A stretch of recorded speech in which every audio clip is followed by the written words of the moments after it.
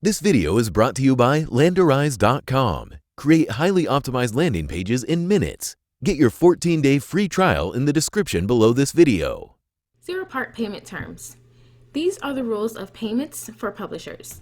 So Codewise payments are being done monthly based on the invoice sent by the user. So if the publisher doesn't have the automatic invoicing, they should send the invoice to accounting@codewise.com after the month ends. To enable automatic invoices, contact your account manager. Publishers can choose the way they receive payments. Possible ways are PayPal and wire transfer. Your minimum sum for PayPal payment is $100 and for wire is $1,000. And the amounts lower than minimum will be added to the next invoice. Payments will be done within 30 days, counted from the end of the month the invoice is issued for. If malicious traffic is being found by the compliance, the publisher will be charged with a chargeback that should be subtracted from the final amount.